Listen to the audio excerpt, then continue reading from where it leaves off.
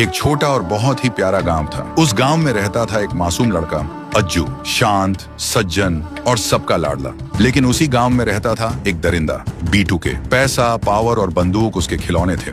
गांव की कोई भी औरत अगर उसे पसंद आ जाए तो वो उसे जबरदस्ती ले जाता। लोग डरते थे मगर बोलता कोई नहीं था। एक दिन अज्जू एक बच्ची के साथ खेल रहा था। सुबह से दोनों कुछ खाए बिना मस्ती में डूबे हुए थे। तभी अज्जू की माँ आई, घबरा के बोली, बेटा जल्दी घर चल, तेरे पापा की तबीयत ठीक नहीं लग रही। दोनों तेज तेज घर की तरफ निकलते हैं। रास्ते में अचानक सामने देखा बीटू के।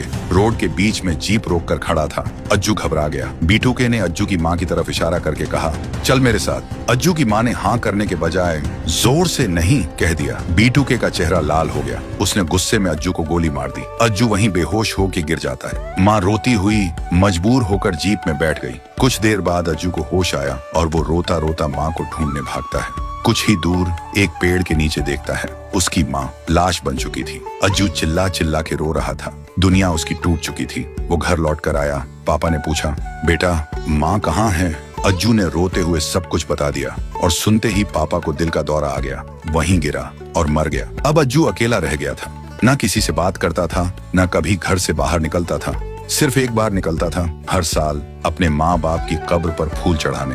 15 साल गुजर गए लेकिन उसके दिल की आग अभी भी ठंडी नहीं हुई थी। उसके जहन में बस एक ही लफ्ज था, बदला। एक दिन अज्जू ने अपने महंगे कपड़े उतारे, फटे हुए कपड़े पहने और चला गया बीटू के घर। बीटू के उसी बंदूक को साफ कर रहा था जिससे बचपन में अज्जू पे गोली चली थी।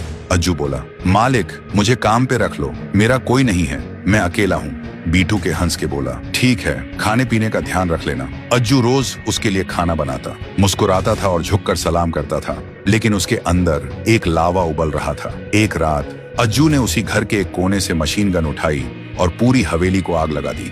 बीटू के घर के अंदर चिल्ला रहा था, बचाओ, कोई मुझे बचाओ। तभी अज्जू आग के बीच से घर के अंदर गया और आंखों में खून लेकर बोला, जिस दिन तूने बेटे से उसका माँ छीना था ना, उस दिन से ये अज्जू मर गया था और एक जानवर जन्मा था। आज तुझ पे सिर्फ इंसाफ नहीं, आग का फैसला हुआ है। और फिर बीटू के शरीर में आग लग जाती है और वो जलते जलते मर जाता है।